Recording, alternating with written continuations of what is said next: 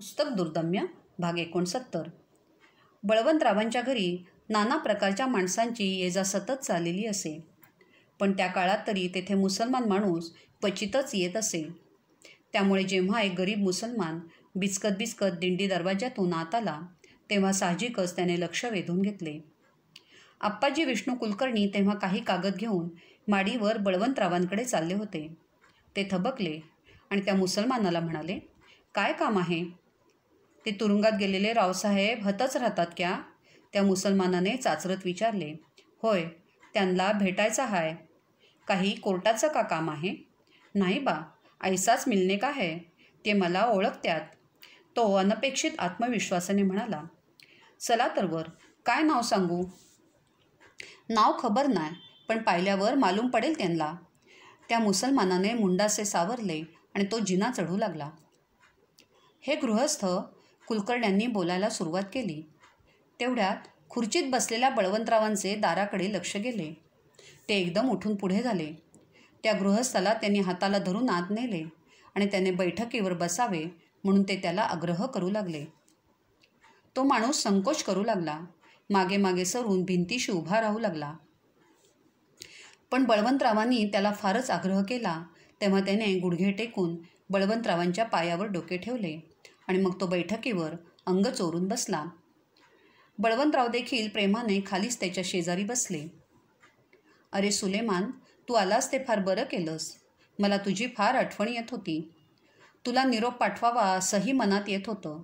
पण म्हटलं, तू सरकारी नोकर. माझ्याकडून निरोप गेला तर त्यामुळे तुला त्रास व्हायचा. बळवंतराव जणू जीवाभावाच्या मित्राशी बोलावे तसे बोलत होते. सुलेमान संकोचला. बळवंतरावांच्या काळ्या पडलेल्या ओठांकडे व बसलेल्या गालांकडे पाहत तो म्हणाला, तब्येतीची हालत अजून खराबच दिसते.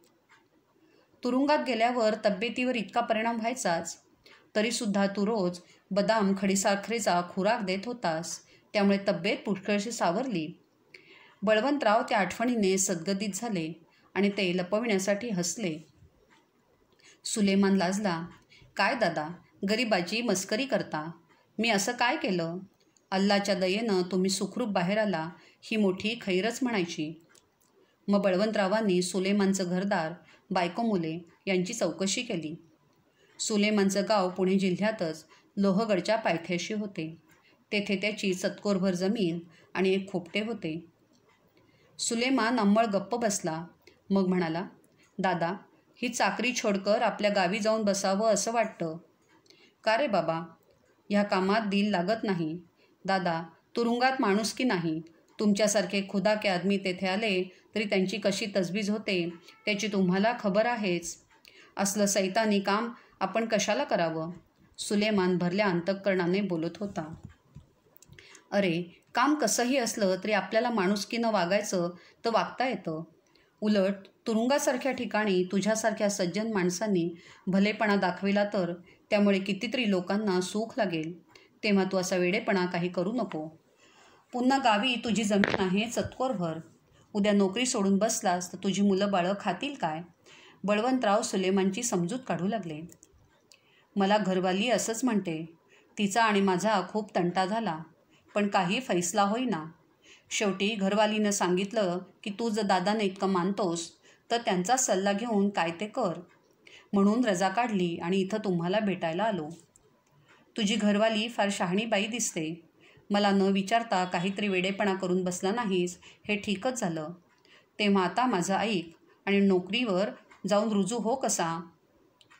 पण दादा, मन घेत नाही.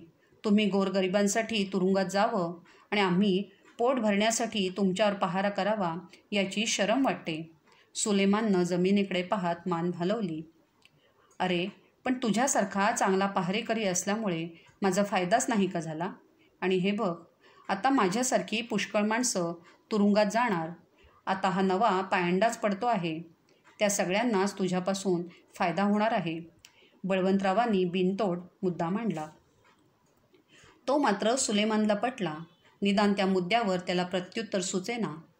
तेव्हा तो मान हलवीत थोडा वेळ गप्प बसला. तेवढ्यात बळवंतरावांना भेटायला कोणीतरी गृहस्थ आले. तेव्हा सुलेमान संकोचून उठला आणि निरोप घेऊ लागला. तेव्हा बळवंतराव म्हणाले, अरे, इतक्या लांबून तो आलास, तो ताबडतोब चाललास कुठे?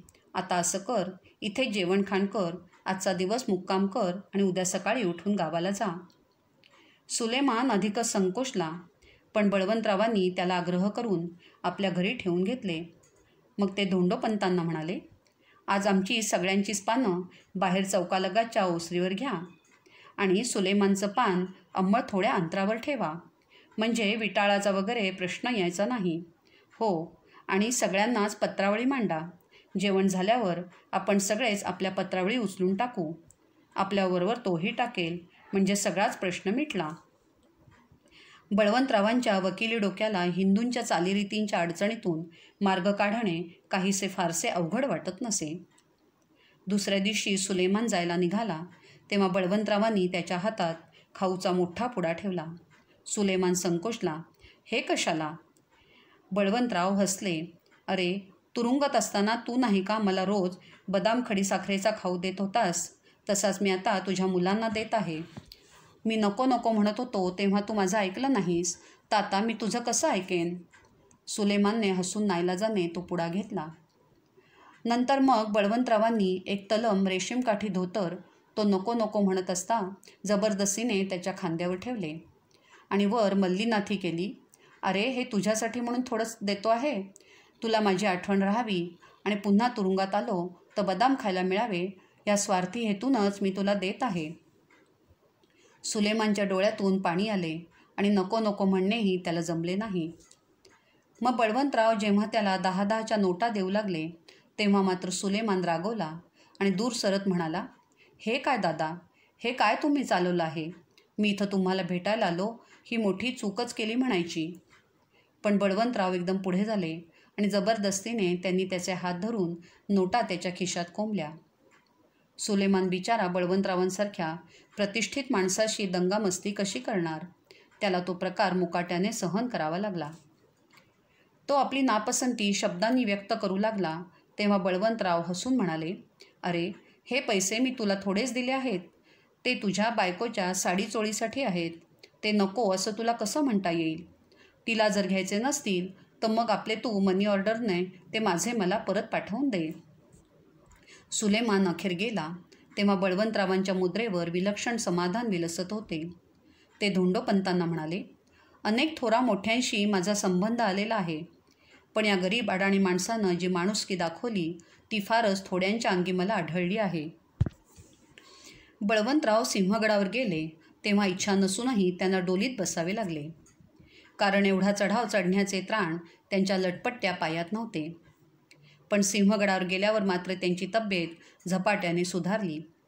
सिंहगडाच्या मोकळ्या थंड हवेचा बळवंतरावांच्या प्रकृतीवर शक्तिवर्धक औषधासारखा परिणाम होत असे. त्यांचे व्यक्तिमत्व अत्यंत धगधगते होते म्हणून की काय, थंडी त्यांना अतिशय मानवत असे. आणि स्वातंत्र्य ही तर त्यांच्या मनाची नव्हे तर शरीराचीच गरज होती. त्यामुळे विमुक्त वातावरणात त्यांच्या शरीरातील रस नव्या जोमाने वाहू लागत. त्यांच्या अंगी नवे चैतन्य सळसळू लागे. यावेळीही तसेच झाले. विशेषतः तुरुंगाच्या कोठडीत 1.5 वर्ष काढल्यानंतर सिंहगडाच्या मोकळ्या वातावरणात त्यांच्या वृत्तींना विशेषच प्रसन्नता आली आणि त्यामुळे त्यांची प्रकृती झपाट्याने सुधरू लागली. बुद्धीने, कर्तृत्वाने, उमेदीने, दृष्टीच्या विशालतेने आणि ध्येयवादाच्या भव्यतेने बळवंतराव सभोवतालच्या सर्व माणसांहून कितीतरी उंच होते आणि तरी खुज्या माणसांच्या गर्दीत त्यांच्या पातळीवर जाऊन त्यांना सारखे व्यवहार करावे लागत. सरकारशी संबंध आला म्हणजे तर कोणीही फडतूस साहेब मगरूरपणे इतरांवर अधिकार गाजवित आहे हे दृश्य पाहावे लागे. त्यांना माणसे हवीहवीशी वाटत खरी, पण त्यांच्या खुजेपणाचा त्यांच्या मनावर विलक्षण ताणही पडत असावा. म्हणूनच मधून सिंहगडासारख्या उंच ठिकाणी जाऊन काही काळ तरी एकांतवासात राहावे अशी ओढ त्यांना नेहमीच वाटत असे. आणि सिंहगडावर गेल्यावर नवा उत्साह आणि नवी उभारी त्यांच्या अंगात संचारत असे. सिंहगडावरच्या या मुक्कामाचा देखील त्यांच्यावर असाच अनुकूल परिणाम झाला. बळवंतरावांचे निकटचे मित्र आणि सहकारी अर्थात सिंहगडावर मुक्कामाला येत असत व त्यांच्या सहवासाचा आनंद बळवंतरावांच्या प्रकृतीला उपकारकच ठरत होता. पण त्याहूनही आनंददायक ठरत होता तो ग्रंथांचा सहवास. आपल्या नियोजित ग्रंथलेखनासाठी म्हणून त्याने अनेक संबंधित विषयांवरची पुस्तके आपल्याबरोबर आणली होती. त्यांच्या वाचनात गढून जाण्याचा आनंद ते सिंहगडावर मनसोक्त लुटत होते. केसरीच्या अंकासाठी मजकूर द्या असा त्यांच्या मागे कोणी तगादा लावित नव्हते. एखाद्या सभेला चला असा कोणी आग्रह धरीत नव्हते. त्यामुळे त्यांचे वाचन कसे निर्विघ्नपणे चालत असे. कधी ते ऋग्वेदातील सृष्टीवर्णनाचे चिकित्सकपणे वाचन करीत, तर कधी इराणी धर्मग्रंथ व आपले वेद यातील साम्य स्थळांचा अभ्यास करीत, ग्रीक, नॉर्स, जर्मन वगैरे लोकांच्या पौराणिक कथा व हिंदूंच्या पौराणिक कथा यातील संबंध व साम्यस्थळे हुडकायची व त्यांचे उत्तर ध्रुवावरील भौगोलिक परिस्थितीशी नाते जोडायचे या प्रयत्नात त्यांचे तासनतास जात असत.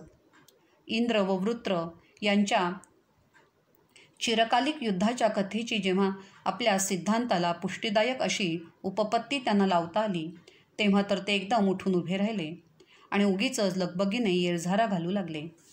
एकंदरीत काय, ग्रंथाच्या वाचनात बळवंतरावांचा वेळ खरोखरच फार मजेत चालला होता.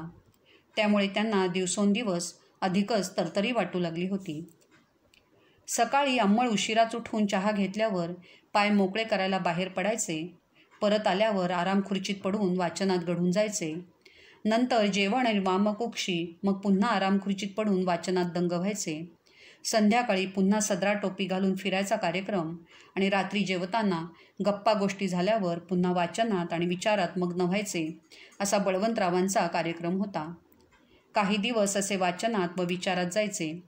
बळवंतराव आपल्या विचारविश्वात एखाद्या सिंहाप्रमाणे संचार करायचे. मग कोणीतरी स्नेही सिंहगडावर यायचे आणि गप्पांच्या बैठकी रंगायच्या. कधी वेदांतात अवगाहन, कधी महाभारताची चिकित्सा, कधी मराठ्यांच्या इतिहासाची चर्चा, कधी हिंदुस्थानच्या सद्यस्थितीचे विश्लेषण, तर कधी पुण्यातल्या राजकारणाची खमंग हजेरी असा प्रकार या बैठकीत चाले आणि मग तासनतास कसे जात ते कळतही नसे. या सगळ्या संभाषणाला खुमासदार किश्यांची फोडणी कोणी ना कोणी तरी नेहमीच देत असे. महिन्याभरातच बळवंतरावांची तब्येत इतकी सुधारली की सिंहगडाच्या वाटेच्या मध्यावरील मेट्यापर्यंत चढण्या उतरण्याचे श्रम त्यांना आता करता येऊ लागले. त्यांचे गाल वर आले, डोळे सतेज झाले, आवाज पहिल्यासारखा ठणठणीत झाला आणि पदक्षेपात पुन्हा ठामपणा आला. तब्येत इतकी सुधारल्यावर साहजिकच बळवंतरावांना नाना उद्योग सुचू लागले. बळवंतरावांच्या अवतावळ्या स्वभावाप्रमाणे खरे म्हणजे त्यांनी मनातल्या मनात सगळ्या कामांना एकदम हात घालायचा. पण बळवंतरावांनी ह्यावेळी अनपेक्षित धीमेपणा दाखवला. आणखीन 1 महिना त्यांनी सिंहगडावर विश्रांती घेण्यात घालवला. तुरुंगवासानंतर बळवंतराव पुष्कळच बदलले होते. पण तरी त्यांना काही अगदी स्वस्थ बसवले नाही. त्यांनी नोव्हेंबर महिन्यात आपल्या Arctic home in the Vedas या पुस्तकाची पहिली प्रकरणे लेखकाला सांगायला सुरुवात केली. या उद्योगात घडले असताना एकदा वासूकाकांनी त्यांना विचारले, बळवंतराव, आता पुढचा विचार काय? बळवंतराव समोरच्या भिंतीवर नजर रोखून म्हणाले, आपलं कार्य पुढे कोणत्या पद्धतीनं करायचं याचा विचार अहोरात्र माझ्या मनात चाललेलाच असतो. आपली शक्ती किती, आपला दुबळेपणा कशात आहे, प्रतिस्पर्ध्यांची शक्ती किती, त्यांचे धोरण काय, इत्यादी गोष्टींचं गणित मी माझ्या मनात मांडतो आहे. राजकीय गणितात अनिश्चितपणा हा असायचाच. या अनिश्चितपणात देखील आपला आडाख्यात निश्चित स्थान द्यायला हवं. या सगळ्या गणितांच्या मांडणीतून जे निष्कर्ष निघतील त्यानुसार आपल्या कार्याची आखणी करायची आहे. पण त्या बाबतीत घाई करण्यात मात्र अर्थ नाही. स्वराज्य काही आपल्याला उद्या मिळणार नाही आणि काही जोरदार चळवळ करावी लागेल अशीही आजचीच परिस्थिती नाही. म्हणून काही दिवस स्वस्थ राहून प्रकृती सुधारण्याकडेच लक्ष द्यायचं मी ठरवलं आहे. प्रकृती ठणठणीत व्हायला हवी, कारण पुढे पुष्कळच काम करायचं आहे. मग बळवंतराव हा विषय सोडून देऊन दुसऱ्याच गोष्टींबाबत बोलू लागले.